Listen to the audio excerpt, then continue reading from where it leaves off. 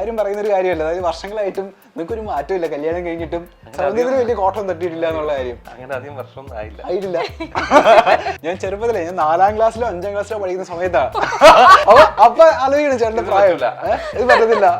ചേച്ചിയുടെ കാര്യം പറയുന്ന ഈ സമയത്ത് എനിക്കൊന്നും കുറെ നാളിന് ശേഷം മലയാളത്തിൽ ഇത്രയും ഭംഗിയുള്ള ഒരു യക്ഷിനെ നമ്മൾ കണ്ടത്.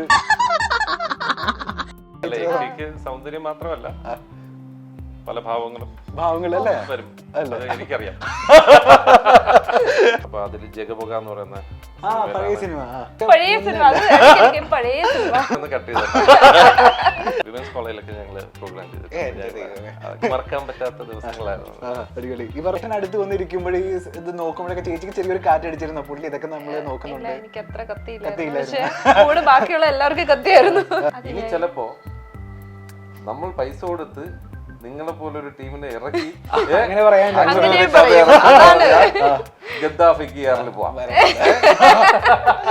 ഞാൻ അവിടെ പോയി ആ ഓപ്പറേഷൻ നടക്കുന്നത് അതിന് വേണ്ടിയിട്ടും എല്ലാത്തിനും കൂടെ എൻ്റെ അവസ്ഥ എന്ന് പറഞ്ഞാൽ അത് നമ്മൾ എല്ലാവരും എങ്ങനെയൊക്കെ കടന്നു പോയിട്ടുള്ള എല്ലാവർക്കും മനസ്സിലാവും. നമ്മളും ഉള്ളുരുക്കി പ്രാർത്ഥിക്കാൻ പോവില്ലേ, ഇവിടെ നിന്ന് ഞാൻ എത്ര എനിക്ക് അറിഞ്ഞൂടെ എത്ര ബക്കറ്റ് കണ്ണിലെടുക്കാൻ പറ്റും. ഞാൻ അങ്ങനെ നിന്ന് പ്രാർത്ഥിച്ച ഒരാളാണ്.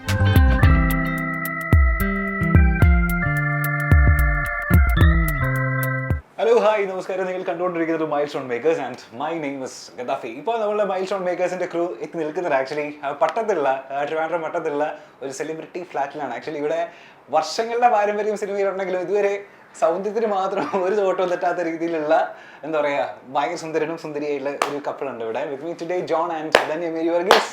Welcome to Milestone makers.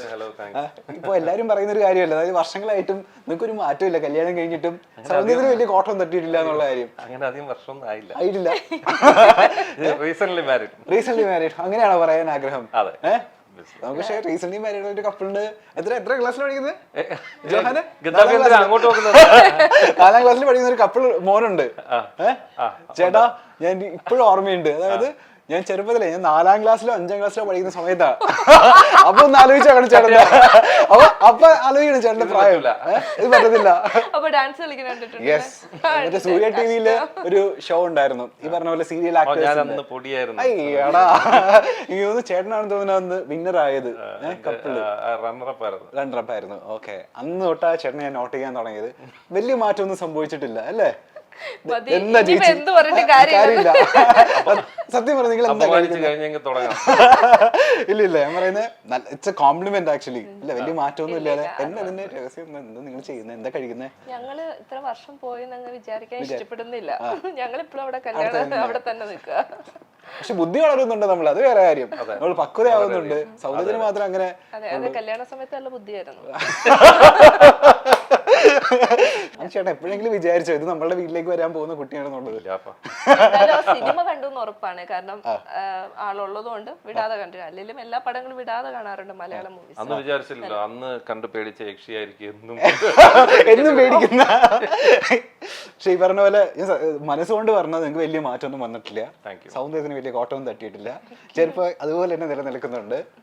ഞങ്ങള് അങ്ങനെ ഇരിക്കാനാണ് ഇഷ്ടപ്പെടുന്നത്. ഇനി അസൂയ കാലിക്കൽ പറഞ്ഞിട്ട് മാറാതിരിക്കട്ടെ എന്ന്. അങ്ങനെയൊന്നുമല്ല, പ്രാക്ടീസ് നമ്മള് ബേസിക്കലി ഞങ്ങള് രണ്ടുപേരും ഡാൻസ് ആയതുകൊണ്ട് ഞങ്ങള് മിക്കവാറും ഡാൻസ് പ്രാക്ടീസ് ചെയ്യും. ഇപ്പോഴും ചെയ്യുന്നുണ്ടോ? ഞങ്ങള് ഷോസ് എല്ലാം ചെയ്യുന്നുണ്ട്. നിങ്ങൾ അപ്പൊ കപ്പിളായിട്ട് പോയിട്ട് ഷോ ചെയ്യാറുണ്ട്? ഓക്കെ.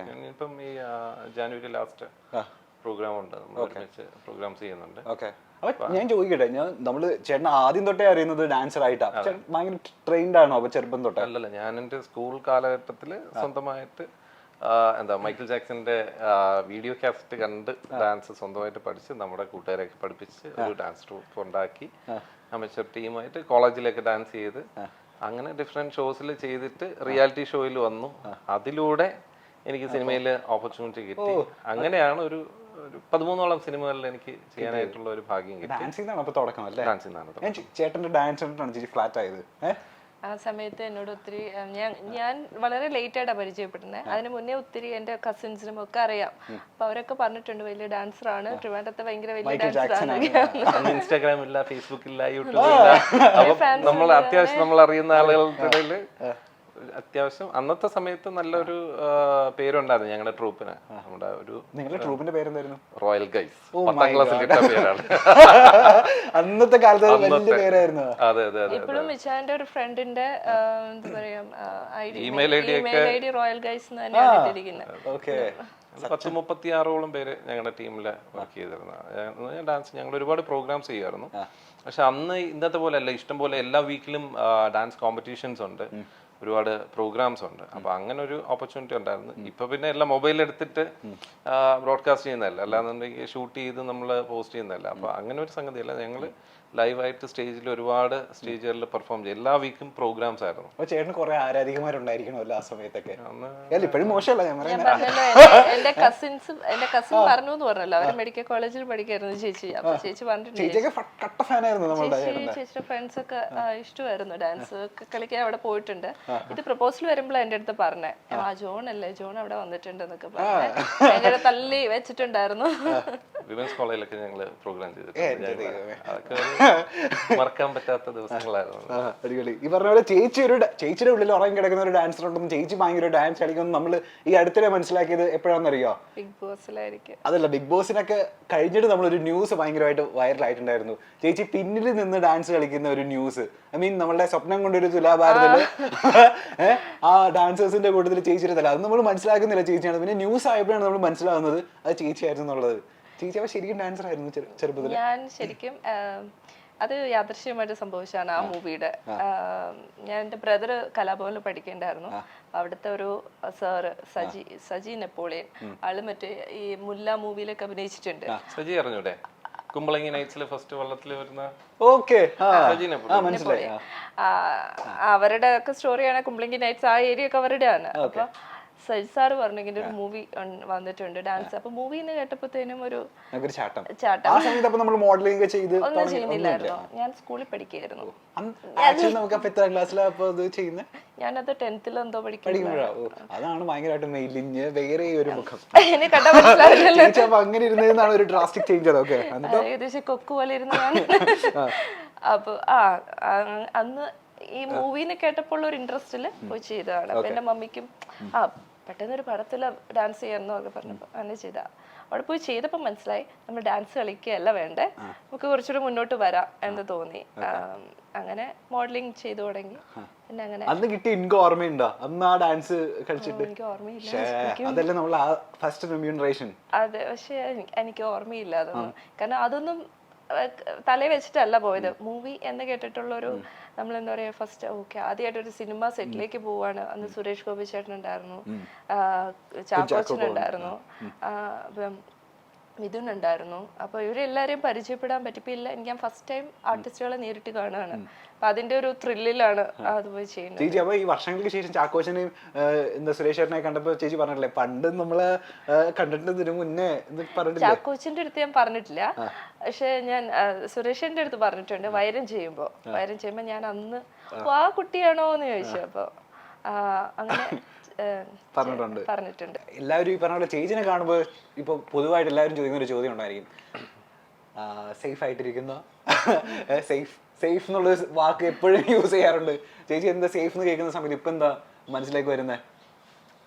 ബിഗ് ബോസ് പറ. ബിഗ് ബോസിലെ പഴയ കണ്ടസ്റ്റൻസ് ആയിട്ട് ഇപ്പോഴും കാണാറുണ്ടോ? നിങ്ങൾ കോൺടാക്ട് ഉണ്ടോ? ആരൊക്കെ ആയിട്ട് ഇപ്പൊ കോൺടാക്ട് ഉണ്ട്? ഞാൻ എനിക്ക് റീച്ച് ചെയ്യാൻ പറ്റുന്ന എല്ലാവരുമായിട്ടും പെട്ടെന്ന്.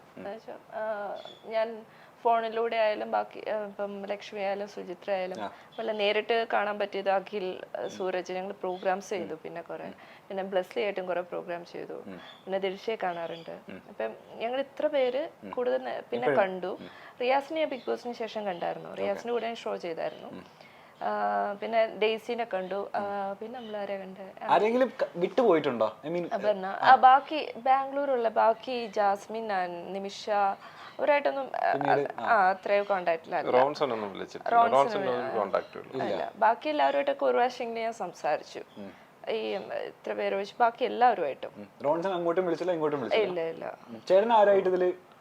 റോൺസിനൊക്കെ നമ്മുടെ സുഹൃത്താണ്, ഞാൻ വർക്ക് ചെയ്തിട്ടുണ്ട്. പക്ഷെ ഞാൻ റോൺസിനെ ആരുമായിട്ടും ആളൊരു കോണ്ടാക്ട് പറഞ്ഞല്ല. റോൺസിനെ ഞാൻ ഒരിക്കൽ വിളിച്ച് കിട്ടിയില്ല, അയാളും തിരിച്ച് വിളിച്ചിട്ടില്ല. അങ്ങനെ ഒരു കോണ്ടാക്ട് ഒന്നും ഇല്ല. റോൺസിനും പിന്നെ നമ്മൾ റെഗുലർ ആയിട്ട് വിളിച്ചുകൊണ്ടിരിക്കുന്ന ഒരു ഫ്രണ്ട്ഷിപ്പ് അല്ല, നമ്മൾ അന്നത്തെ വർക്കിന്റെ ഇതിലാണ് ഉള്ളത്. പിന്നെ അഖിൽ നമ്മുടെ ട്രിവാൻഡ്രംകാരനാണ്, വന്നു മീറ്റ് ചെയ്ത് ഞാൻ സംസാരിച്ചു. അഖിൽ സൂരജൊക്കെ നല്ല ക്ലോസ് ആയി. ഓക്കെ. ഇതിലൊരു കാര്യം, ബിഗ് ബോസ് കഴിഞ്ഞ് ഇറങ്ങുമ്പോൾ ഓരോരുത്തരും ഓരോ മൈൻഡ് സെറ്റുമായിട്ട് ഇറങ്ങണം. കാരണം പലരും അതൊരു ട്രോമയാണ്. നമുക്ക് ഇത് ഞങ്ങൾ എക്സ്പ്ലെയിൻ ചെയ്താൽ നിങ്ങൾക്ക് മനസ്സിലാവുമെന്ന് അറിയില്ല. അതെ, എന്റെ അടുത്ത ചോദ്യം അതായിരുന്നു. പൊതുവെ പരക്കെ പറയുന്ന ഒരു കുറച്ച് കാര്യങ്ങളുണ്ട് ബിഗ് ബോസിനെ പറ്റി. ഇതൊന്ന് കോമൺ പീപ്പിളിന് അറിയാൻ ഇച്ചിരി താല്പര്യമുള്ള കുറച്ച് കാര്യങ്ങൾ. അല്ല, ആദ്യത്തെ കാര്യമാണ് ചേച്ചി, ബിഗ് ബോസിന്റെ ഉള്ളിൽ കയറി കഴിഞ്ഞാൽ ഇച്ചിരി ഇല്യൂമിനാലിറ്റി ഉണ്ടോ അവിടെ? നമ്മളൊരു വീട്ടിൽ തന്നെ നമുക്കറിയാത്ത കുറേ ആളുകളുടെ കൂടെ കഴിയാണ്. നമ്മൾ നാച്ചുറലി കുറെ പേരായിട്ട് നമ്മൾ അടുക്കുകയും ചെയ്യും. പക്ഷെ എപ്പോഴും ഒരു നെഗറ്റീവ് സംഭവം എപ്പോഴും ഉണ്ട്. അതാണ് പൊതുവെ പറയുന്നത്. അതായത് അവർ വരുന്ന ബ്രാൻഡ്സ് അല്ലേ നമ്മൾ കൂടുതൽ യൂസ് ചെയ്യുന്ന പേസ്റ്റ്, സോപ്പൊക്കെ, അതിലൊക്കെ ഇച്ചിരി പ്രശ്നം ഉണ്ടെന്നാണ് ആൾക്കാർ പറയുന്നത്. നമ്മൾ കോമൺലി യൂസ് ചെയ്യുന്ന സാധനങ്ങൾ തന്നെയാണ്. അപ്പൊ ഞാൻ യൂസ് ചെയ്തുകൊണ്ടിരുന്ന ബ്രാൻഡൊക്കെ തന്നെയാണ് അവിടെ യൂസ് ചെയ്യുന്നത്. അതിലൊന്നും ഒരു പ്രശ്നമില്ല. നമ്മളൊരു വീടിനകത്ത് അടഞ്ഞു കിടക്കുകയാണ്, നമ്മൾ വേറെ ഒന്നും പുറത്തേക്ക് പോകുന്നില്ല. സോ നമ്മൾ അവിടെ ഉണ്ടാകുന്ന കോൺവെർസേഷൻ നമ്മൾ അതിനകത്ത് തന്നെ ഒരു ലൂപ്പ്. ഇപ്പൊ റോൺസൺ എപ്പോഴും പറയും ഇതൊരു ലൂപ്പാണ്, ഇതിനകത്ത് നമുക്ക് മെമ്മറി കുറയുമെന്ന് പറഞ്ഞു. കുറച്ച് കഴിയുമ്പോൾ എനിക്കത് ഫീൽ ചെയ്ത് തുടങ്ങി, പലർക്കും ഫീൽ ചെയ്തു. കാരണം വെച്ചാൽ ഞങ്ങൾ അതിനകത്ത് തന്നെ ചിന്തിക്കാൻ തുടങ്ങി. ഞാൻ ഡെയിലി സ്വപ്നം കാണുമായിരുന്നു. കാണുന്ന മൊത്തം അതിനകത്തുള്ള കണ്ടസ്റ്റൻസിനെ മാത്രം. ഞാൻ ഒരിക്കലും ഹസ്ബൻഡിനെ കണ്ടിട്ടില്ല, മോനെ കണ്ടിട്ടില്ല. അതിനകത്തുള്ള കണ്ടസ്റ്റൻസിനെ മാത്രമേ സ്വപ്നത്തിൽ വരുള്ളൂ. പിന്നെ ഞാൻ കണ്ട 2-3 സ്വപ്നങ്ങൾ അതുപോലെ സംഭവിക്കുകയും ചെയ്തു. അതെ, ഞാൻ എനിക്ക് സംഭവിക്കുന്നതായിട്ട് കണ്ടത് എന്റെ ഏതെങ്കിലും ഒരു അടുത്ത ഫ്രണ്ടിനായിരിക്കും സംഭവിച്ചിട്ടുണ്ടാവുക. ഞാൻ എലിമിനേറ്റ് ആയിട്ട് പോകുന്ന കണ്ടു, ഞാൻ ഇന്ന വഴി കൂടെ പോയെന്ന് കണ്ടു. അതേപോലെ സംഭവിച്ചിട്ടുണ്ട്. നമ്മൾ അതിനകത്ത് ചെല്ലുമ്പോ അങ്ങനെയാണ്. അത് ഒരു എനിക്കറിയില്ല, പവറിനെ കുറിച്ചും നമുക്ക് എക്സ്പ്ലെയിൻ ചെയ്യാൻ അറിയത്തില്ല. സോ ഉണ്ട് എന്തൊക്കെയോ എവിടെയൊക്കെയോ ചെയ്യുന്ന. ഞങ്ങളപ്പോ കഴിഞ്ഞ ദിവസം സാബു ചേട്ടനെ ഇന്റർവ്യൂ ചെയ്തിരുന്നത്. അപ്പൊ സാബു ചേട്ടൻ പറയുകയാണ്, ഏതോ ഒരു കണ്ടസ്റ്റന്റ് പുള്ളിക്കാരൻ്റെ അടുത്ത് വന്ന് പറഞ്ഞത്ര അതിൽ നിന്ന് തകിട് കിട്ടിയത്രേ. അത് ഞങ്ങൾ എന്നപ്പോഴും പറഞ്ഞു തകിടുണ്ടെന്ന്. അത് നോക്കിയപ്പോ എല്ലായിടത്തും തൂക്കിയിട്ടേക്കിട്ടുണ്ട്. അത് എനിക്കറിയത്തില്ല, അതിപ്പം ഓരോരുത്തരുടെ വിശ്വാസമാണ്. ഇപ്പൊ ഈ തകിട് എന്നൊക്കെ പറഞ്ഞാൽ അവരുടെ വിശ്വാസമായിരിക്കും. നോർത്ത് ഇന്ത്യയിലെല്ലാം നടക്കുന്നത്. അപ്പൊ അവർക്ക് ചിലപ്പം ഓരോ ബിൽഡിങ്സിനും എനർജിയുടെ ഇത് കീപ്പ് ചെയ്യാൻ വേണ്ടിയിട്ടൊക്കെ. അപ്പൊ നമുക്കറിയത്തില്ല. പക്ഷെ ഞാൻ എന്തായാലും എല്ലാ ദിവസവും മുട്ടുമെന്ന് പ്രാർത്ഥിക്കുകയായിരുന്നു സേഫ് ആയിട്ട് പുറത്തിറങ്ങട്ടെ. അതുപോലെ അറിയാൻ എല്ലാവർക്കും കോമൺ ആയിട്ട് അറിയാൻ താല്പര്യമുള്ള ഒരു കാര്യമായിരുന്നു. അതായത് ഓഫ് കോഴ്സ് ഇതൊരു പേയ്മെന്റ് കിട്ടുമെന്ന് അറിയാം. ഇതെങ്ങനെയാണ്, വീക്കിലി ആണോ ഇതിന്റെ പേയ്മെന്റ് വരുന്നത്, അല്ലെങ്കിൽ ഡെയിലി ബേസിസിലാണോ ഇതിന്റെ പേയ്മെന്റ് പോയിക്കൊണ്ടിരുന്നത്? പറയാൻ പാടില്ല, ഇത് പറയണ്ട. എമൗണ്ട് ഞാൻ ചോദിക്കുന്നില്ല. അത് വീക്ക്ലി ബേസിസ് ആയിരുന്നോ അല്ലെങ്കിൽ ഡെയിലി ബേസിസ് ആണോ? അത് രണ്ടും ഓരോരുത്തർക്ക് അത് അവര് ചാനലിൽ ഫിക്സ് ചെയ്യുന്നതാണ്. അത് ഡിപെൻഡ്സ്. നമുക്ക് വേറൊരു കണ്ടസ്റ്റന്റിന്റെ പോലും അറിയത്തില്ല, സംസാരിക്കാൻ പറ്റത്തില്ല. ഓക്കെ. ചേട്ടൻ എപ്പോഴെങ്കിലും ഓഫർ വന്നിരുന്നോ ബിഗ് ബോസിലേക്ക്? ഈ പറഞ്ഞ പോലെ ഒരു നേരത്തെ അപ്പൂസ് പറഞ്ഞ പോലെ നിങ്ങൾ രണ്ടുപേരും കപ്പിൾ ആയിട്ടാണ് വരുന്നത് എന്നുള്ള റൂമർ ആ സമയത്ത് ഉണ്ടായിരുന്നു. രണ്ടുപേരും കപ്പിളായിട്ട് ഒറ്റ കണ്ടസ്റ്റന്റ് ആയിട്ടാണ് വരുക എന്നുള്ളത്. നമ്മൾ ഒന്നിച്ചു പോരുന്ന എന്തായേനെ ആദ്യത്തെ ആഴ്ച തന്നെ തിരിച്ചിങ്ങി വരായിരുന്നു. ചേട്ടൻ ഓഫർ ഉണ്ടായിരുന്നോ? ഇല്ല, ഓഫർ ഒന്നുമില്ല. എനിക്ക് വിളിച്ചില്ല. ഞങ്ങളുടെ എന്താ പറയാ, ഞങ്ങക്ക് കഴിഞ്ഞ വർഷമാണ് ഞങ്ങൾ ഇങ്ങനെ ഒരു സംഗതിയെ ചിന്തിച്ചിട്ടുണ്ടായിരുന്നില്ല. അപ്പോൾ കഴിഞ്ഞ വർഷമാണ് യാദർശികമായിട്ട് ധന്യക്ക് ഇങ്ങനെ ഒരു ഓഫർ വരികയും അത് വന്നു. അതിന് മുമ്പത്തെ വർഷമെല്ലാം ധന്യ ബിഗ് ബോസിൽ പോകുന്നുണ്ടെന്ന് പറഞ്ഞൊക്കെ ന്യൂസ് വരെ. ന്യൂസ് പറഞ്ഞൊരു കാര്യമില്ല. അടുത്ത സീസണിൽ ചേട്ടനെ വിളിച്ചു കഴിഞ്ഞാൽ ചേട്ടൻ പോവോ? നമുക്ക് ഒന്നാമത്തെ കാര്യം, എനിക്ക് അതിനുള്ള ഒരു അതിനെപ്പറ്റി ഞാൻ ചിന്തിച്ചിട്ടില്ല. ഞാൻ ഇങ്ങനെ ഒരു ഹൗസിനകത്ത് പോകുന്നതിനെ പറ്റി ഞാൻ അതിനകത്ത് നിന്ന് ഞാൻ എന്നെ സങ്കല്പിച്ച് ഞാൻ കണ്ടിട്ടൊന്നുമില്ല. അപ്പൊ ഇതുവരെ എന്തായാലും എനിക്ക് കോളൊന്നും വന്നിട്ടില്ല. ഞാനും ഇതുപോലെ ചിന്തിച്ചോണ്ടിരുന്ന കേട്ടോ. ഇപ്പൊ പറഞ്ഞ പോലെയൊക്കെ എനിക്ക് അതിനകത്ത് പോണെ കുറിച്ച് ചിന്തിക്കാൻ പറ്റത്തില്ലായിരുന്നു. പക്ഷെ എനിക്ക് കോൾ വന്നപ്പോ ശരി പേരോട് പിന്നെ നോക്കാം. മണിക്കുട്ടൻ പോകില്ലെന്ന് പറഞ്ഞിരുന്നു. മണിക്കുട്ടനെ ഞാൻ നല്ല സുഹൃത്തുക്കളാണ്. ഇതിനിടയിൽ നമ്മൾ പരിചയപ്പെടേണ്ട ഒരാളുണ്ട്. ഞാൻ ഇതിന്റെ ഇടയിൽ വിട്ടുപോയതാ പരിചയപ്പെടുത്താൻ. ഹലോ, ഇന്ന് വരുമോ? ക്യാമറയുടെ ഫ്രണ്ടിലേക്ക് വരുമോ? ഞാൻ ഇവിടുത്തെ സൂപ്പർ സ്റ്റാറിന്റെ പേരൊന്ന് പറയോ? പേര് പറ. Johan Samson John. എന്റെ ഭയങ്കര പേരാണല്ലോ. തന്റെ ഏറ്റവും ഇഷ്ടപ്പെട്ട എന്താ ഫീച്ചർ എന്താന്ന് അറിയോ എനിക്ക്? കണ്ണ്. നല്ല കണ്ണാന്ന് എല്ലാരും പറയാറുണ്ടോ? തനിക്ക് ഇല്ല? എന്നാ ഞാൻ പറഞ്ഞേക്ക നല്ല കണ്ണാ. പറഞ്ഞിട്ടുണ്ടോ? രഞ്ജു ചേട്ടൻ പറഞ്ഞ ഓർമ്മയുണ്ടോ? നമ്മുടെ ഒരു ക്യാമറമാൻ ഉണ്ട് എന്റെ സീരിയലില്, പുള്ളി പറയായിരുന്നു. നല്ല കണ്ണെന്നാ. ഏക സിനിമയിൽ അഭിനയിക്കാൻ താല്പര്യം ഉണ്ടോ? അമ്മേനെ പോലെ അച്ഛനെ പോലെയൊക്കെ താല്പര്യമുണ്ട്. അച്ഛനോട് പറയായിരുന്നില്ലേ എനിക്ക് സിനിമയിൽ അഭിനയിക്കണം? പക്ഷേ ഇപ്പോഴല്ല, വലുതായിട്ട്. ഇനി വലുതായില്ല ഞാൻ. അവൻ കുഞ്ഞല്ലേ? എനിക്ക് 9 വയസ്സായിട്ട്. 9 വയസ്സായിട്ടുള്ളോ? പ്രായമൊന്നും പറയണ്ട. അത് പറയണ്ട. ക്ലാസ്സിൽ ചെല്ലുമ്പോ പറയാറുണ്ട് പിള്ളേരൊക്കെ അച്ഛന്റെ അമ്മയുടെ ഫാനാണ്, അമ്മ എന്തെടുക്കുന്നു അച്ഛൻ എന്തെടുക്കുന്നു എന്നൊക്കെ ചോദിക്കാറുണ്ടോ? അറിയോ പിള്ളേർക്കൊക്കെ അറിയോ അമ്മ ആക്ട്രസ് ആണെന്നും അച്ഛൻ? അപ്പൊ താനെന്ത് പറയും?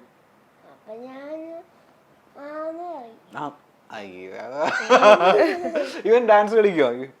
ഡാൻസ് കളിച്ചിട്ടൊക്കെ ഉണ്ട്, ചെയ്യും കുറച്ച് സാധനങ്ങൾ. പിന്നെ ഞാൻ ഡാൻസ് എനിക്ക് എന്റെ ഇഷ്ടപ്രകാരം ഞാൻ പഠിച്ച്, നമുക്കൊരു താല്പര്യം ഇല്ലാതെ ചുമ്മാ ഫോഴ്സ് ചെയ്ത് വിട്ടിട്ട് കാര്യമൊന്നുമില്ല. ഇവന് കീബോർഡ് വായിക്കാനൊക്കെ ഇഷ്ടമാണ്, കീബോർഡ് വായിക്കും.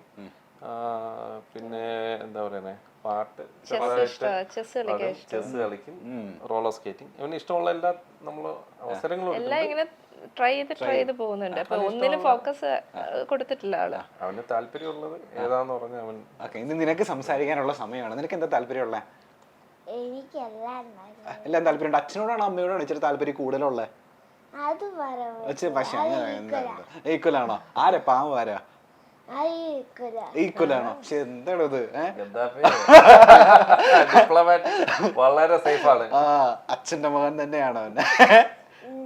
നമ്മള് അച്ഛനെ അമ്മനെ സിനിമയില് ടിവിയിലൊക്കെ കാണുന്ന പോലെ തന്നെയാണോ വീട്ടില്? എന്നാലും ഇച്ചിരി കുറുമ്പൊക്കെ ഉള്ള ആർക്കാ, ദേഷ്യമൊക്കെ ഉള്ള ആർക്കാ? നീ മനസ്സ് തുറന്ന് പറ, ഒന്നും പറയൂല. ഈക്വൽ ആണോ? രണ്ടുപേരും പാവമാണോ? ഈക്വൽ ആണോ? തള്ളി പറയില്ല.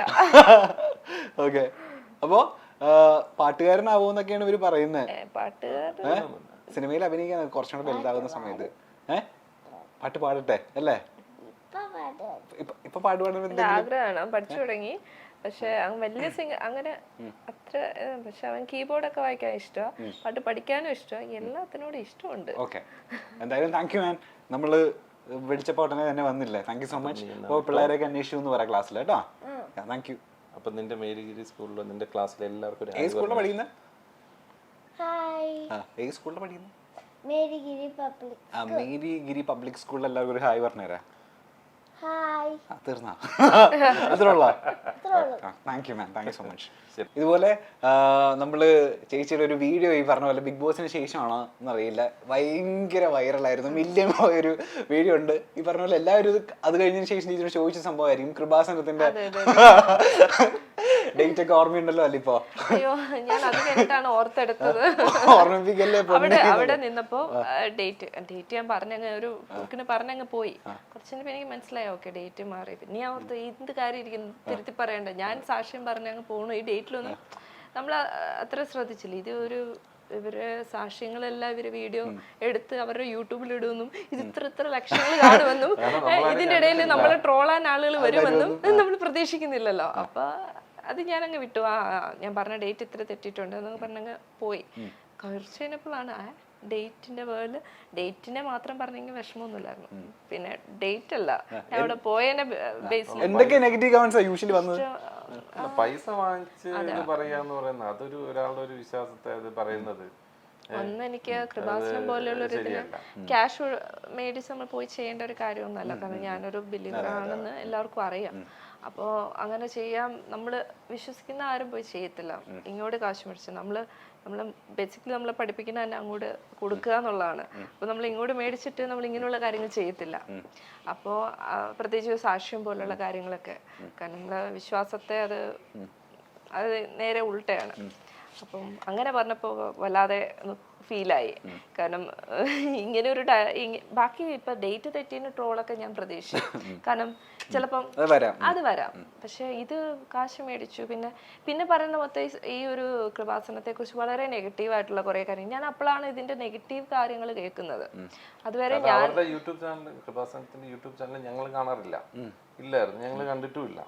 പക്ഷെ ഇതിനകത്ത് ഇവളുടെ അമ്മയ്ക്ക് ലേക്ക് ഷോറിൽ സർജറി ആയിരുന്ന സമയത്ത് നമ്മൾ കൃപാസനത്തിൽ പോയിരുന്നു പ്രാർത്ഥിച്ചിട്ടുണ്ട്. അത് ആ മൊമെന്റ് ഒന്നും ഇവർക്ക് ആർക്കും മനസ്സിലാവില്ല. ഇതിപ്പം ഈ അമ്മയുടെ കാര്യം പോലും അറിയാവുന്ന ഒരാളോട് ഇരിപ്പുണ്ട്, അതുകൊണ്ട് എനിക്ക് അതിനകത്ത് ഇതിനകത്ത് ഈവൻ ഈ നിങ്ങളുടെ മൈൽ സ്റ്റോൺ അല്ലേ, നിങ്ങള് ഗദ്ദാഫിയുടെ പ്രൊഡ്യൂസറിന് തന്നെ മീറ്റ് ചെയ്തിട്ടുള്ളത് പ്രൊഡ്യൂസർ തന്നെയല്ലേ ഈ പ്രോഗ്രാം പ്രൊഡ്യൂസർ? ഈ പ്രോഗ്രാമിന്റെ PR-ക്ക് അവിടെ ഇരിക്കുന്ന ആളിന് വളരെ നന്നായിട്ട് അറിയാവുന്നതെന്ന് പറഞ്ഞാൽ അദ്ദേഹം ലേക്ക് ഷോറിൽ എന്നെ മീറ്റ് ചെയ്തിട്ടുണ്ട്. എപ്പോഴെന്ന് പറഞ്ഞാൽ അവിടുത്തെ മീഡിയ ടീമിൽ വർക്ക് ചെയ്തുകൊണ്ടിരുന്നപ്പോ ധന്യയുടെ അമ്മയുടെ സർജറിയുടെ സമയത്ത് അവിടെ പോയിരുന്നു. ആ സമയത്താണ് നിങ്ങളുടെ PR കണ്ടിട്ടുള്ളത്. ഇനി ചിലപ്പോ നമ്മൾ പൈസ കൊടുത്ത് നിങ്ങളെ പോലൊരു ടീമിനെ ഇറക്കി ഗദ്ദാഫിക്ക് കേരളത്തിൽ പോവാം, അങ്ങനെയും പറയും. ഒരു സാധ്യതയില്ല. നമ്മൾ 10 പൈസ മുടക്കിയിട്ട് ഇങ്ങനെ ഒരു കാര്യം നമ്മളെ ബേസിക്കലി അറിയാവുന്നവർക്ക് അറിയാം, ഒരു സാധ്യതയില്ലെന്ന്. പക്ഷെ അറിയില്ലാത്തവർക്ക് തോന്നും ചിലപ്പോ അങ്ങനെയാണ്. മനഃപൂർവ്വം ഇന്റർവ്യൂ എടുപ്പിച്ച് ഇങ്ങനെ വന്നപ്പോ ഗദ്ദാഫിയുടെ PRO വന്ന് എനിക്ക് തന്നെ ചേച്ചി അറിയാം, നേരത്തെ എവിടെ വെച്ച് ലേക്ക് ഷോറിൽ വെച്ച് കണ്ടിട്ടുണ്ടെന്ന് പറഞ്ഞു. അപ്പോഴാണ് ആ കഥ ഞാൻ പറയുന്നത്. പിന്നെ പലരും ഞങ്ങളുടെ ഒരു യൂട്യൂബിലെടുത്ത് ഞങ്ങൾ അതിൻ്റെ ഒരു റിപ്ലൈ ഒക്കെ കൊടുത്തു. അത് സംഭവിച്ച കാര്യമാണ് എന്നൊക്കെ പറഞ്ഞ് റിപ്ലൈ കൊടുത്തു. പക്ഷെ അപ്പോൾ നമ്മൾ അതിൻ്റെ വർഷം പറഞ്ഞില്ല. 2020 അമ്മയുടെ ഈ ശരിക്കും അമ്മയുടെ ഒരു ആവശ്യമായിട്ട് പോയതല്ല. ഞാൻ അവിടെ പോയി ഉടമ്പടി എടുക്കുക എന്ന് പറയും. നമ്മൾ അവിടെ പോയിട്ട് നമ്മുടെ ആവശ്യങ്ങൾ വെച്ചിട്ട് ഞങ്ങളെ ബേസിക് പേഴ്സണൽ കാര്യങ്ങൾ വെച്ചിട്ട് ഞാൻ പ്രാർത്ഥിച്ചു. മെയിനായിട്ട് എനിക്ക് 2-3 ആവശ്യങ്ങളുണ്ടായിരുന്നു. അതിലൊരു ആവശ്യം ഞാൻ പറഞ്ഞ കാര്യം ബ്രദറിൻ്റെ മാരേജും ഒക്കെ പറഞ്ഞു. അപ്പോൾ ഈ ഫസ്റ്റ് പ്രയോറിറ്റി അതായിരുന്നു. അപ്പം അത് വെച്ച് പ്രാർത്ഥിക്കാൻ പോയപ്പോഴാണ് അമ്മയുടെ ഈ അസുഖമൊക്കെ വരുന്നത്. പക്ഷെ അപ്പോഴാണ് കണ്ടുപിടിക്കണേ ഇത് പോയി ചെയ്യുന്ന സമയത്താണ്. അപ്പോൾ എനിക്ക് അവിടെ പോയി പ്രാർത്ഥിക്കണം, മൺഡേസിൽ പോയി അവിടെ പ്രാർത്ഥിക്കണം. ആ സമയത്താണ് നമ്മുടെ ഓപ്പറേഷൻ, മൺഡേ ആണ് ഓപ്പറേഷൻ വെച്ചത്. അപ്പോൾ ഞാൻ അവരുടെ ഉടമ്പടി അനുസരിച്ച് നമ്മൾ പോയി പ്രാർത്ഥിക്കുന്നവരാണെങ്കിൽ എല്ലാ മൺഡേസും പോകണമെന്നാണ്. അത് മന്ത്ലി ഉള്ള ഫസ്റ്റ് മൺഡേയോ അങ്ങനെ. ഇപ്പോൾ ഓർക്കണേ 2 വർഷം മുമ്പ് ഈ ഓർമ്മക്കുറവ് അതെ അതെ. അപ്പോ പിന്നെ ഓർമ്മയില്ല. ഇവിടെ അവള് അത് കിടന്ന് വളഞ്ഞു പിടിക്കാന്നൊക്കെ പറയും. എനിക്ക് എന്നെ കൊണ്ട് ഇതേ പറ്റൂ, ക്ഷമി, അതേ പറ്റൂ. അപ്പം ഒരു ആ സമയത്ത് മൺഡേ ഓപ്പറേഷൻ ടൈമിന് മമ്മിനെ കയറ്റുന്ന സമയത്ത് എനിക്ക് അറിയാലോ ലേക്ക് ഷോറിൽ നിന്ന് ചേർത്തല കഴിഞ്ഞിട്ട് ആലപ്പുഴയ്ക്ക് ഇടയിലാണ് ഈ കൃപാസനം വരുന്നത്. കുറച്ച് ഡിസ്റ്റൻസ് ഉണ്ട്, ഇങ്ങനെ പോയി വരാമെന്ന്. നമുക്കൊരു 2 hours ജേർണി അങ്ങോട്ടും ഇങ്ങോട്ടും വരത്തുള്ളൂ മാക്സിമം. അപ്പം ഇത്രയും സമയമുണ്ട്. പിന്നെ രാത്രി നൈറ്റാണ് ഇറക്കുന്നത്. അപ്പം ഞാൻ അവിടെ പോയി ആ ഓപ്പറേഷൻ നടക്കുന്നത് അതിന് വേണ്ടിയിട്ടും എല്ലാത്തിനും കൂടെ. എൻ്റെ അവസ്ഥ എന്ന് പറഞ്ഞാൽ അത് എല്ലാവരും എങ്ങനെയൊക്കെ കടന്നു പോയിട്ടുള്ള എല്ലാവർക്കും മനസ്സിലാവും. നമ്മളും ഉള്ളുരുക്കി പ്രാർത്ഥിക്കാൻ പോകില്ലേ, അവിടെ നിന്ന് ഞാൻ എനിക്ക് അറിഞ്ഞൂടെ എത്ര ബക്കറ്റ് കണ്ണീരെടുക്കാൻ പറ്റും. ഞാൻ അങ്ങനെ നിന്ന് പ്രാർത്ഥിച്ച ഒരാളാണ്. അപ്പൊ നമ്മൾ ഒരിക്കലും ക്രൂഷ്യൽ അവസ്ഥ ഞാൻ എൻ്റെ കണ്ണുകൊണ്ട് ഈ ഫാമിലിയിൽ കണ്ടുവന്ന നമ്മുടെ ഫാമിലിയിൽ വരുന്നത് വരെ ഈ ക്യാൻസർ എന്ന് പറയുന്നത് ആർക്കോ വരുന്ന ഒരു രോഗം എന്നുള്ളത് മാത്രമേ ഉള്ളൂ. നമ്മുടെ കുടുംബത്തിൽ ഒരാൾക്ക് വന്നു എന്ന് പറയുമ്പോൾ ഉള്ള ഒരു മൊമെന്റ് ഉണ്ടല്ലോ, അത് ഭീകരമാണ്. അതും സർജറി, കീമോ, അത് ടെൻഷൻ എന്താന്ന് വെച്ചാൽ ഇതിന്റെ സ്വഭാവം ഉണ്ടല്ലോ. ഈ ക്യാൻസറിന്റെ പല സ്വഭാവത്തിലുള്ള ക്യാൻസർ ഉണ്ട്. നമ്മൾക്ക് ക്യൂറബിൾ ആണെങ്കിൽ ഓക്കെയാണ്. അല്ലാത്ത ഇപ്പം നമ്മൾ ടെസ്റ്റ് ചെയ്താൽ അറിയുള്ളൂ. ഓപ്പറേഷൻ കഴിഞ്ഞ് ഇതൊക്കെ ലാബിൽ കൊടുക്കുമ്പോൾ നമുക്ക് അറിയാവുള്ളൂ ഇത് ഏത് ടൈപ്പാണ് വന്നേക്കണേ. നമ്മളുടെ ടെൻഷൻ എന്ന് പറഞ്ഞാൽ പലരും പറഞ്ഞ് പേടിപ്പിക്കുകയാണ്, ഇത് വന്നു കഴിഞ്ഞാൽ അത് ചെയ്യണം, ഇത് ചെയ്യണം, അല്ലെങ്കിൽ ആൾ രക്ഷപ്പെടില്ല, അല്ലെങ്കിൽ ഇത്ര വർഷം കഴിയുമ്പോൾ വീണ്ടും വരും. എന്തൊക്കെ ടെൻഷനാണെന്നറിയാം ആ സമയത്ത്. ഇപ്പം നമ്മളുടെ വിശ്വാസം ഇല്ലാത്തതും ഉറങ്ങിക്കിടക്കുന്നതും ഒക്കെ തിരിച്ചു വരും. അപ്പം അത് കൂടി നമുക്ക് കൂടുതൽ ദൈവത്തെ വിളിക്കാനും തോന്നി. പിന്നെ അതിന് മുന്നേ ഞാൻ എൻ്റെ ആവശ്യങ്ങൾ വെച്ച് പ്രാർത്ഥിച്ചുകൊണ്ടിരിക്കുക. അപ്പോൾ ഇത് മെയിനായിട്ട് അങ്ങനെയാണ് ട്രാവൽ ചെയ്യണേ. അങ്ങനെ അന്ന് ഞാൻ ചെറുതായിട്ട് വണ്ടിയൊക്കെ ഒന്ന് തട്ടിയൊക്കെയാണ് പോയത്. ഏത് വണ്ടിയുടെ സൈഡിലൊക്കെ കൊണ്ട് ഉരസയൊക്കെ എടുത്തോണ്ടാണ് വണ്ടിയൊക്കെ പോകുന്നത്. അപ്പോൾ ഞാൻ അത്രയും അനുഭവിച്ച ഒരാൾ പെട്ടെന്ന് ഇതൊക്കെ നുണയാന്ന് പറഞ്ഞ് കേൾക്കുമ്പോൾ ഉള്ളൊരു ഫീൽ ഉണ്ടല്ലോ, അത് എനിക്കത് എക്സ്പ്ലെയിൻ ചെയ്യാനോ അല്ലെങ്കിൽ അഭിനയിക്കാനോ അറിയത്തില്ലാത്തതിൻ്റെ കുഴപ്പമായിരിക്കും. ഞാൻ ഈ ഉള്ള കാര്യങ്ങൾ പറഞ്ഞ് കൊടുക്കുമ്പോൾ അത് എൻ്റെ ഉള്ളിൽ നിന്നാണ് വരണേന്ന് എനിക്ക് പറഞ്ഞ് ഫലിപ്പിക്കാനൊന്നും അറിയത്തില്ല. അപ്പോൾ എനിക്ക് സംഭവിച്ച കാര്യങ്ങളാണ്. ഇപ്പോൾ ഇവിടെ ഇരുന്ന് പറയുന്നു, എൻ്റെ ബൈബിൾ ഇവിടെ ഇരിപ്പുണ്ട്, കൃപാസനത്തെ ബുക്ക് അവിടെ ഇരിപ്പുണ്ട്, എല്ലാം ഇവിടെ ഇരിപ്പുണ്ട്. അപ്പോൾ അങ്ങനെയാണ് അത് സംഭവിച്ചത്. അപ്പോൾ അന്ന് കുറച്ച് പേഴ്സണൽ ഇച്ചിരി ഹേർട്ടായി. അത് അത്രേ ഉള്ളൂ. അത് പിന്നെ കുഴപ്പമില്ല, അത് കാരണം ഞങ്ങളുടെ ഒരു യൂട്യൂബ് ചാനലിന് അത്യാവശ്യം റീച്ച് റീച്ച് കിട്ടും. ഞങ്ങൾ കഷ്ടപ്പെട്ട് പ്രാക്ടീസ് ചെയ്ത് കളിച്ച ഡാൻസിന് എത്ര ഒരു 6 മാസം 8 മാസം കൊണ്ട് 35K വ്യൂ, ഒരു മാസം 3 വർഷം കൊണ്ട് 35. 35K ഒക്കെ വന്നിട്ട് ഇത് ഇത് 2 ദിവസം കൊണ്ട് 1,35,000 വ്യൂസ്. അപ്പൊ അത് അടിപൊളി. ഞങ്ങൾ വിചാരിച്ചു ഞങ്ങളുടെ യൂട്യൂബ് ഒന്ന് ഇറങ്ങാൻ വേണ്ടിയിട്ടായിരിക്കും. എല്ലാത്തിനും പോസിറ്റീവായിട്ട് അങ്ങനെ എടുത്തു വിട്ടാൽ കുഴപ്പമില്ല. ആ സമയത്ത് അങ്ങനെ കേട്ടപ്പോ വിഷമം തോന്നിയെങ്കിലും കാരണം പിന്നെ കുറെ വളരെ പേര് പറഞ്ഞു നിങ്ങളുടെ കൂളായിട്ട് വിശ്വാസത്തിന്റെ എതിരെ ഇത് പറഞ്ഞ് ഇത് തീർച്ചയായിട്ടും അതിനെതിരെ കേസ് കൊടുക്കണം, കാരണം അത് ശരിയല്ല മറ്റാണ്. നമ്മൾ പിന്നെ അത് അങ്ങനെ ഒരു ഇതിലേ എടുത്തില്ല. അത് അവനത് പറഞ്ഞു, അത് അവന് വിവരമില്ല, അവൻ എന്തെങ്കിലും വിളിച്ചു ആള് പറഞ്ഞു, മാത്രമേ പിന്നെ അതിനെ ഏറ്റുപിടിച്ച് ഒത്തിരി പേര് പറഞ്ഞു. ഞാനത് പലതും ഇങ്ങനെ കണ്ടെങ്കിലും ഞാനൊന്നും ഇപ്പം ഒരു ഇഷ്ടത്തിന് പറഞ്ഞോട്ടെ. നമ്മളെ വിശ്വാസം നമ്മളെ രക്ഷിക്കും, അത്രേ ഉള്ളൂ. ഈ പറഞ്ഞ പോലെ നമ്മളുടെ ഏറ്റവും മോശം സ്റ്റേജിൽ എല്ലാവരും ചിലപ്പോൾ നമ്മളെ കല്ലെറിഞ്ഞിട്ടുണ്ടായിരിക്കും, ഈവൻ നമ്മളുടെ ഫ്രണ്ട്സ്, റിലേറ്റീവ്സ്. പക്ഷെ ഇൻഡസ്ട്രിയിലുള്ള ആരെങ്കിലും നമുക്ക് അപ്പോഴും അന്നും ഭയങ്കര സപ്പോർട്ടായിട്ട് നമ്മളുടെ കൂടെ നിന്ന് ആരെങ്കിലും ഉണ്ടായിട്ടുണ്ടോ ആ സമയത്ത്, അല്ലെങ്കിൽ നമ്മൾ ഒറ്റയ്ക്ക് തന്നെ ആയിരുന്നോ? ഇല്ല, എനിക്കങ്ങനെ ഭയങ്കര കൈത്താങ്ങ് ഇൻഡസ്ട്രിയിൽ നിന്ന് ആരെങ്കിലും വിളിച്ച് തന്നൊന്നും പറയാൻ പറ്റില്ല. പക്ഷെ വിളിച്ച് അന്വേഷിച്ച കുറച്ച് പേരെങ്കിലും എടുത്ത് പറയണം. കാരണം ജയസൂര്യ എൻ്റെ അമ്മേനെ വിളിച്ച ആ സമയത്തൊക്കെ സംസാരിച്ച എൻ്റെ അമ്മ എപ്പോഴും പറയും, വിളിച്ച ഒരാൾ എന്തായാലും ആ ഒരു, ഞാൻ ഒന്നിച്ച് പടം ചെയ്തിട്ടുണ്ട്, നമ്മൾ ഒത്തിരി തവണ കണ്ടിട്ടുണ്ട്, ഞങ്ങൾ വീട്ടിൽ വന്നിട്ടുണ്ട്. അപ്പോൾ ഒരു ഷൂട്ടൊക്കെ അടുത്ത് ഷൂട്ടിംഗ് ഉണ്ടായിരുന്നു, അപ്പോൾ തൊട്ടടുത്തായിരുന്നു. അപ്പോൾ അങ്ങനെയൊക്കെ ഉള്ളൊരു ബന്ധം ഉണ്ടായിരുന്നുണ്ടാവാം. പക്ഷെ അങ്ങനെ അതിനേക്കാളും ബന്ധമുള്ള ഒത്തിരി പേരുണ്ടായിരുന്നു, അതിനേക്കാളും ഒന്നിച്ച് പടങ്ങൾ അഭിനയിച്ച ഒത്തിരി പേരുണ്ടായിരുന്നു. പക്ഷെ വിളിച്ച് അന്വേഷിച്ച ഒരാളെ ഉണ്ടായിരുന്നുള്ളൂ. ആരെങ്കിലും ചേട്ടനോട് പറഞ്ഞിട്ടുണ്ട് രാഹുൽ മാധവന്റെ ഒരു കട്ടുണ്ട് ചേട്ടൻ മീശ താടി മടിച്ചു കഴിഞ്ഞാൽ? അതേ കാര്യം രാഹുൽ മാധവ് കണ്ടപ്പോ പറഞ്ഞു ജോണിന്റെ ചായ ഉണ്ടെന്ന് എന്നോട് എല്ലാവരും പറയണ്ട, ജോണിന്റെ വൈഫാണോ എന്ന് ചോദിച്ചു. ഡാൻസ് ചെയ്ത് ഇവരുടെ അമ്മയുടെ ഷോയില് ഈ ഫോട്ടോസിലൊക്കെയാ പറഞ്ഞ പോലെ ചേട്ടൻ മീശയും താടി ഇല്ലെങ്കിൽ കറക്റ്റ് അതെ അതെ. അന്ന് ഒരു എനിക്ക് 5-8 വർഷം മുമ്പ് എല്ലാരും പറയുമായിരുന്നു ജോണും രാഹുലും തമ്മിൽ മാറിപ്പോകുന്നൊക്കെ. എന്നിട്ട് ഈവൻ മെമ്മറീസിൽ കണ്ടെന്ന് പറഞ്ഞിട്ടുണ്ട് സത്യം എൻ്റെ അടുത്ത്. അത് ഏത് ഞാൻ പറഞ്ഞു ഞാനല്ല. നല്ല കാണാൻ ഭംഗിയുള്ള ഒരാളോടാ ഇയാളുടെ ആൾക്കല്ല കുഴപ്പം, രാഹുലിന് ഇതേ പ്രശ്നം. ചേട്ടനെ അറിയാവുന്നവര് പോയിട്ട് ജോൺ ആണോ ചോദിക്കുന്ന അവസ്ഥ ആലോചിക്കുക ആളെ. പടം ചെയ്തിട്ട് അപ്പൊ എന്നോട് പറഞ്ഞു ജോണിന്റെ ചായ ഉണ്ടെന്ന് ഒത്തിരി ആളുകൾ എന്നോട് ജോൺ ആണോ ചോദിച്ചിട്ടുണ്ട്, ആളുടെ വൈഫാണ് എന്ന് പറഞ്ഞാണ് എന്റെ അടുത്ത് ഫസ്റ്റ് സംസാരിക്കുന്ന ആള്. ഇത്രയും ഏരിയ ഞാനും ശ്രദ്ധിച്ചിട്ടുണ്ട് പോസ്റ്ററില്. ജയ്ജിന് ഇതുപോലെ ഏതെങ്കിലും ആക്ട്രസിനെ കാണാൻ സാമ്യം ഉണ്ടെന്ന് പറഞ്ഞിട്ടുണ്ടോ? സാമ്യം ഷംനയുടെ ഞങ്ങൾ ആ സമയത്തൊക്കെ പറയുമായിരുന്നു. ഷംന അസിൻ സമയത്ത് ഇപ്പോഴല്ല, ആ സമയത്ത് അസിൻ ഈ പറഞ്ഞ പോലെ ആ സമയത്ത് എല്ലാവരും പറയുക. വിചാരിക്കണം എന്താ ക്യാപ്ഷൻ കിട്ടി, ഞാൻ മുമ്പ് അസിനെ പോലെ. ഇല്ല, അസിൻ ഈ പറഞ്ഞ പോലെ പറയുമായിരുന്നു. ശരിയാ, അത് ഷംനേനെയും പറയുമായിരുന്നു അസിന്റെ ചായ ഉണ്ട്. അപ്പൊ ഞാൻ ഇങ്ങനെ പറയുമായിരുന്നു, ആ സമയത്തൊക്കെ പറയുമായിരുന്നു. ഞങ്ങൾ മോഡലിംഗ് ഒക്കെ ചെയ്യുന്ന സമയം അപ്പൊ ഏകദേശം ഈ ഫോട്ടോഷൂട്ടും മേക്കപ്പും ഒക്കെ ഒരുപോലെ വരുമ്പോ ഉള്ളത് സൈഡിൽ നിന്നോ അങ്ങനെയൊക്കെ. അല്ലാതെ നിനക്ക് ഏത് സൈഡിൽ നിന്നാ